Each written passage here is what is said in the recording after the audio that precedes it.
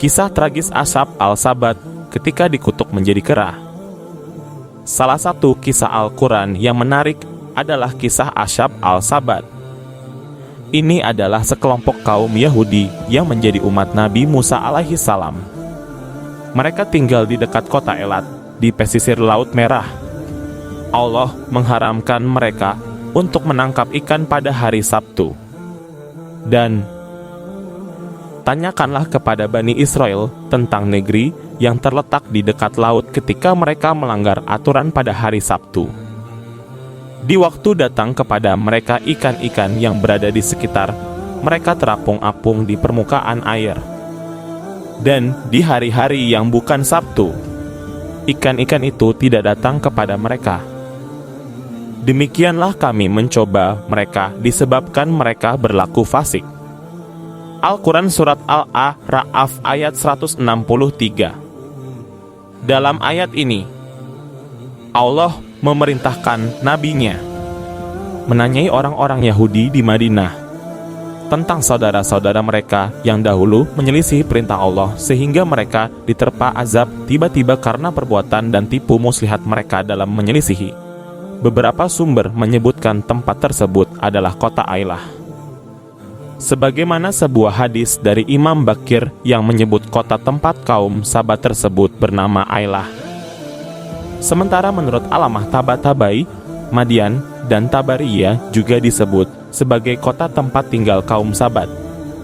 Ibnu Katsir dalam tafsirnya berpendapat mereka adalah penduduk Elat atau sebutan Ailah, Elia.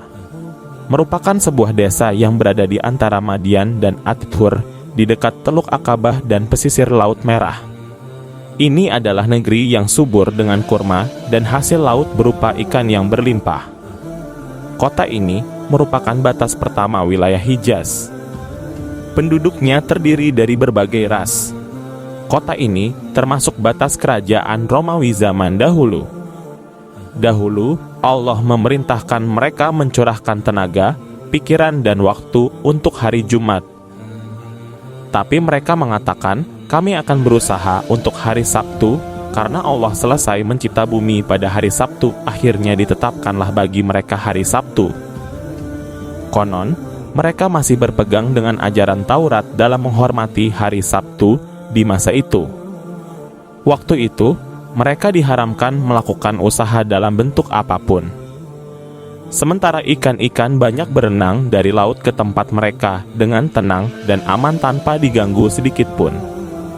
Tapi pada selain hari Sabtu, ikan-ikan itu tidak pernah datang lagi. Melihat hal ini, mereka pun melakukan tipu muslihat agar dapat menangkap ikan-ikan tersebut. Mereka memasang tali, jaring dan perangkap serta menggali lubang ke arah tempat air yang sudah mereka buat untuk menampung ikan-ikan yang dihanyutkan oleh air laut. Sehingga kalau ikan-ikan itu sudah berada di dalam lubang itu, mereka tidak dapat keluar lagi untuk kembali ke laut. Mereka pun memasangnya pada hari Jumat. Ketika ikan-ikan datang dan terperangkap pada hari Sabtu, mereka menutup jalur menuju laut sehingga ikan-ikan itu terperangkap. Setelah lewat hari Sabtu, mereka mengambil ikan-ikan tersebut. Akhirnya Allah murka dan melaknat mereka karena perbuatan yang mereka lakukan untuk melanggar perintahnya serta apa yang diharamkannya dengan sebuah tipu muslihat atau hial. Secara kasat mata, seolah-olah mereka tidak berbuat apa-apa padahal mereka telah melakukannya. Allah berfirman mengisahkan kejadian tersebut dan tanyakanlah kepada mereka, yakni Bani Israel, tentang negeri yang terletak di dekat laut, di tepi pantai, tentang pelanggaran yang mereka lakukan serta hukuman Allah yang ditimpakan atas mereka ketika mereka melanggar aturan pada hari Sabtu.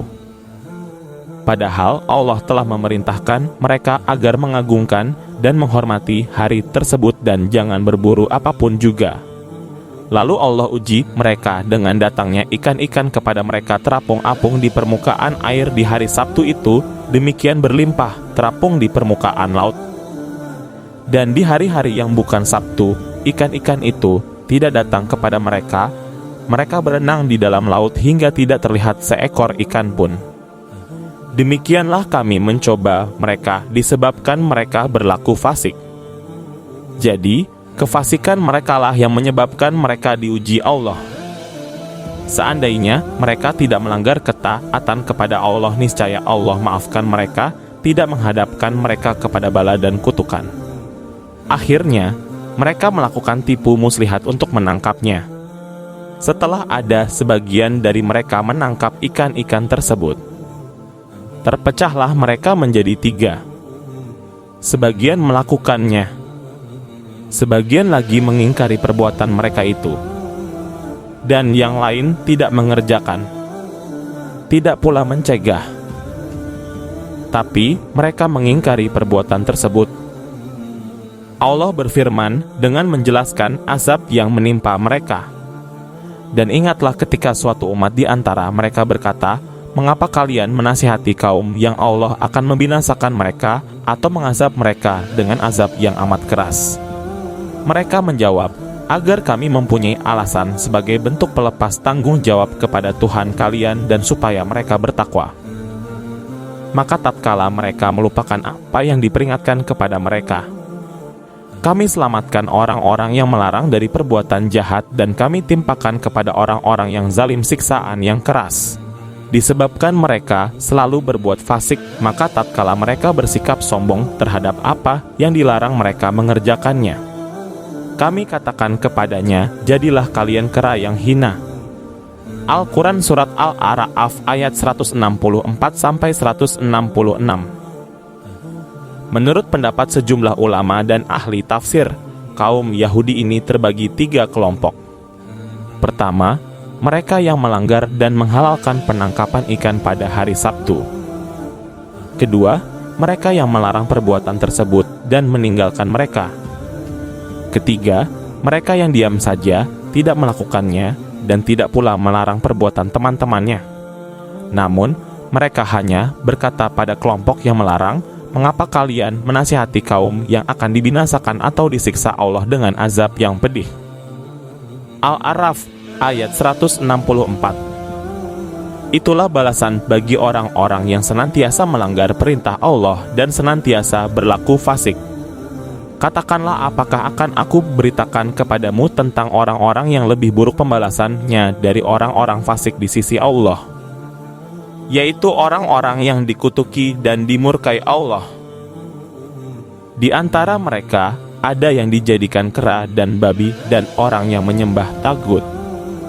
Mereka itu lebih buruk tempatnya dan lebih tersesat dari jalan yang lurus.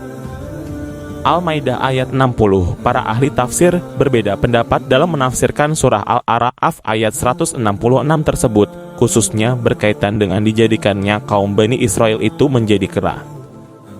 Ibnu Katsir dalam tafsirnya menjelaskan, ia sepakat dengan orang yang mengatakan bahwa kelompok ketiga juga termasuk orang yang binasa, seperti halnya kelompok pertama, karena mereka berhak mendapatkannya akibat mereka diam dan tidak memberi nasihat. Boleh jadi diamnya mereka itu menyebabkan kelompok pertama terus bercokol dalam kezalimannya. Karena orang yang tidak melarang dari perbuatan mungkar, baginya azab di sisi Allah. Allah berfirman, orang-orang kafir dari Bani Israel telah dilaknat melalui lisan Daud dan Isa putra Maryam. Yang demikian itu karena mereka durhaka dan selalu melampaui batas. Al-Quran Surat Al-Maidah ayat 78. Berbeda dengan Ibnu Katsir, Sayyid Qutb dalam tafsirnya fi Zilal Al-Quran menjelaskan, kendati kelompok ketiga tidak disebutkan dalam nas Al-Quran mungkin karena memandang rendah urusan mereka meskipun tidak ditimpa azab. Karena mereka tidak mau melakukan pencegahan secara aktif, tetapi hanya mengingkarinya secara pasif, membenci kemungkaran tetapi tidak mencegahnya. Karena itu, mereka pantas diabaikan meskipun tidak terkena azab. Kisah lain datang dari Ibnu Abbas. Ceritanya, ketika Ikrimah menemui Ibnu Abbas, dia melihat Ibnu Abbas sedang menangis. Lalu dia bertanya apa yang menyebabkannya menangis. Ibnu Abbas menunjukkan ayat-ayat ini kepadanya seraya berkata, "Tahukah engkau negeri Ailah?" "Ya," kata Ikrimah. Kata Ibnu Abbas, ada segolongan Yahudi di sana datang kepada mereka ikan yang banyak pada hari Sabtu, gemuk-gemuk. Tapi di luar hari Sabtu, mereka tidak mampu menangkapnya kecuali dengan susah payah. Ketika mereka dalam keadaan demikian, setan membisikkan bahwa mereka dilarang memakannya hanya pada hari Sabtu, maka tangkaplah pada hari itu dan makanlah di hari yang lain. Akhirnya, satu kelompok berpendapat seperti ini, dan yang lain melarang dan mencegah kalian itu dilarang untuk menangkap dan memakannya pada hari Sabtu.